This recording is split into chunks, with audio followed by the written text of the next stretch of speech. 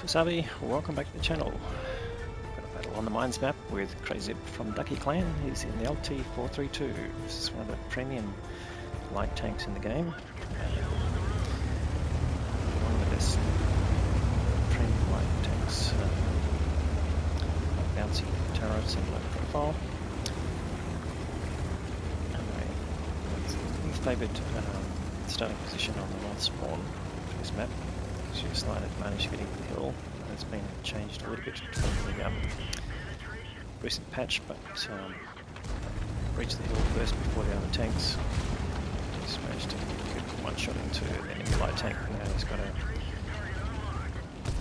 Panzer 105, which is sort of an odd choice to try and get on the tank on the hill. Alright, now they're going to the base of the hill here. That will prevent these tanks from coming close to the edge because they're proxy spotted and they get targeted by the LTs. But there's plenty of targets here. So he goes put side shots into the Yak Tiger, who's pushing up quite aggressively. Gets another shot in. And he's been spotted, but so far no return fire. Yak Tiger is taking some punishment. And gets another shot in.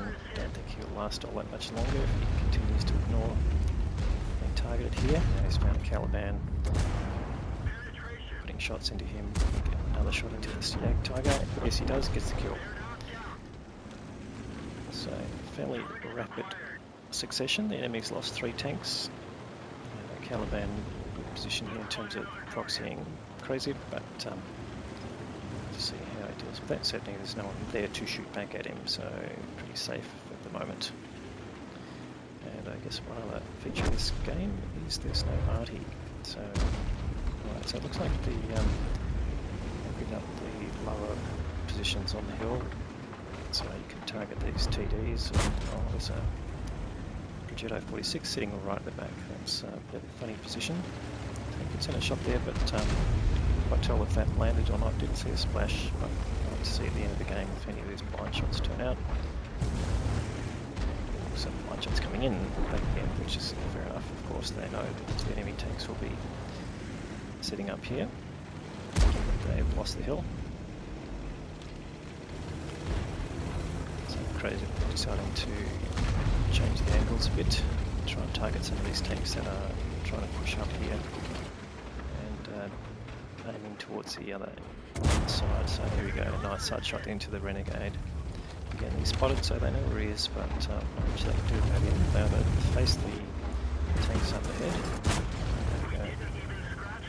It's 122 TM deciding to try and challenge the tanks on the hill, but again, low profile tank with reasonable gun depression, particularly for a Russian tank. You can just catch them as they're coming through before they can even get their guns on him. So that's what he's planning to do. Renegade trying to side scrape there, which is fine.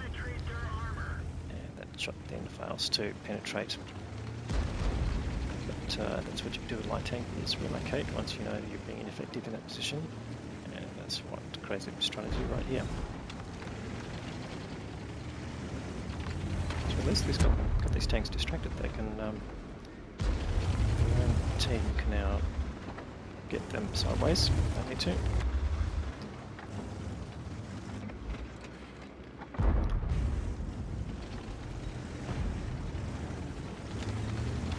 So, crazy, just trying to be as annoying as possible, which is pretty much the role of a light tank. He's got some pretty good medium tanks within the CS52 LAS. Very punchy gun, and then it looks like they've pushed the enemy further back, which can certainly help them. Here we go, just Panzer, crazy getting a shot into him before he can even pick the target and shoot back, and gets another shot in the Panzer, not being able to side scrape at all. Not sure why you want to side scrape in a medium tank, but that's your choice. Just going for the commander's hatch on the Renegade, really the only choice he had at that point. He had to pull back and pivot, and there you go, the CS is hit. Not sure what I'm hearing there. Necessarily the Renegade, there's the Renegade side scraping again.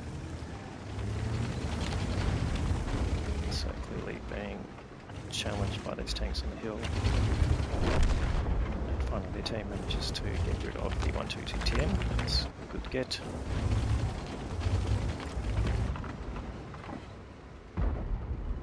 Crazy, just waiting for that renegade to come out again, facing the other way.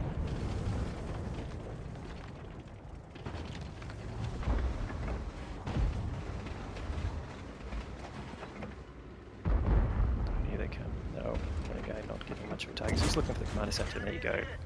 Waits for the commander's hatch to line up with where he's aiming, which is a technique I think we mentioned previously, but something that good players practice.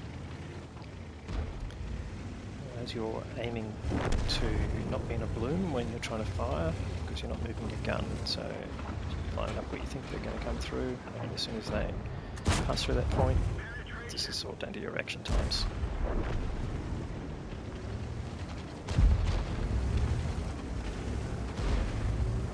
So his team actually sort of throwing away their advantage. In fact, they're well down on hit points here, but we've got one gun in advantage. And they're losing hit points again. The T-54 lightweight copying, beating there, taking down to 26 hit points. So clearly either spotted or blind shots coming in. But of course the enemy team, if they do fire from that position, they should be spotted, so that's sort of the balancing point. But there's only been a few complaints about this map in terms of the balance, and coming from the south is sort of the disadvantaged line, the north having quite an advantage. We're going to try to make some changes, but I'm not really sure if they've been effective. Light up some more targets there. Oh, there we go. It's T-30.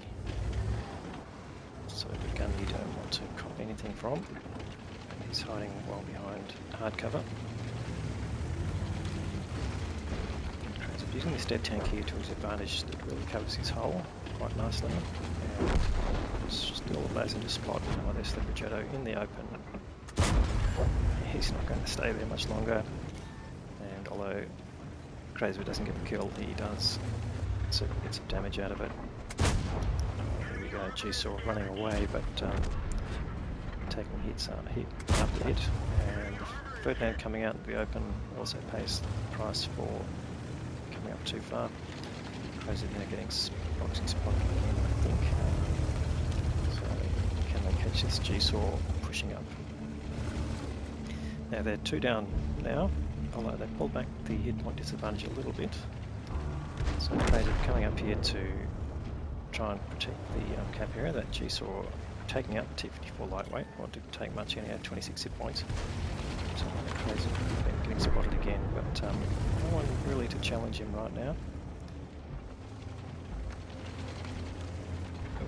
Except for this, the T-30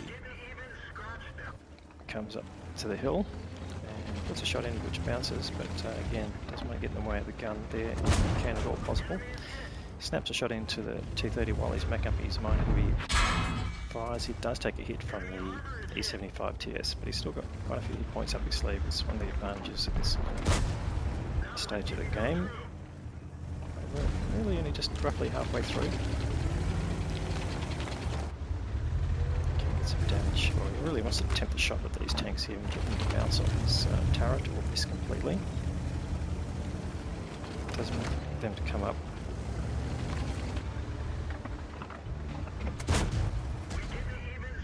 And there he bounces the incoming shot from the T-30 and he'll be able to get him to kill now. Low plate, no problem going through. And now he's really getting challenged. CS-59, and he's getting shot after shot. That's one of the things about the DPM of this particular light tank. Does take another hit, but gets rid of the CS-59, and now it's just down to 2 tanks on each side.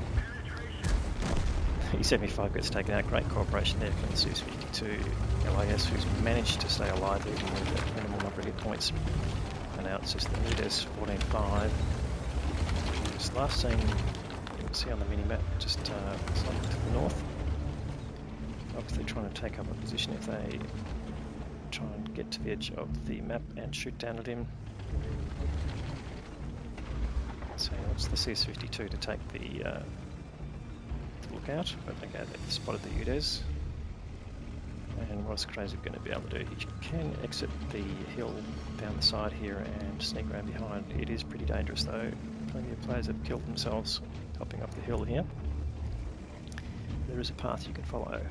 So he's using commander's view here to spot what the UDES is trying to do. UDES is unspotted now. No, he's spotted again, so that means crazib is spotted too. Yes, there you go. There's the sixth sense. But basically, you can get him in pincer movement. Crazib needs to come off the hill there to make it work, but he doesn't need to. The Cis-52 gets the kill, and that is the end of the game. So great work there and great cooperation from player Reves. We've got 3.8k of damage and 3 kills, and another 800 of sister damage there, so 4.6k combined, which is a good result there for tier 8, but of course he was bottom tier in that match, so we'll see what the team score looks like. But he earned the Confederate medal for damaging at least 7 tanks that got killed by his teammates, and the Orlix medal for destroying 2 enemy tanks or tank destroyers in a light tank that must be at least 1 tier higher, and that's given him the Ace Tanker badge. And so look at the team score. Right, finished well on top there with 1436, and then Reves, who backed him up there at the end, coming up really close with 1307, so hopefully he got the Ace Tanker as well. So the two of them did over 3k each and were the highest damage from the whole team there. And on the enemy team, the T-30 did 4.5k, which is pretty good, and the 75 TS also did pretty well there with 3.8k, and they were the outstanding players on their team. And look at that, 910, you know, a losing side. That's pretty impressive, and he would have pretty much picked up an Ace Tanker badge for that as well. But bad luck there to that Vietnamese player. All right, now everyone wants to know how much does it cost to run such a tank. So 32 shots fired, pretty impressive. What's the time? 10 minutes 30 seconds of battle, 31 hits, which is just really great shooting, and 23 pens. He had some personal reserves running, battle payments from his clan, and also mission payouts, so quite a lot of income there, and that's given him a total of 150k of income. And if we take the spend, he did just over 100k on ammunition and then premium consumables. It was pretty much balanced out by the extra reserves. So definitely worth running your personal reserves. All right, now that was a great battle there from crazib. He always gives us some pretty entertaining battles there, and it was a good comeback in the end. But hopefully, if you liked the video, you can give it a thumbs up to help the performance of the video. And if you haven't subscribed to the channel already, we'd like you to consider that. We'll have more great content to follow. Thanks very much for watching.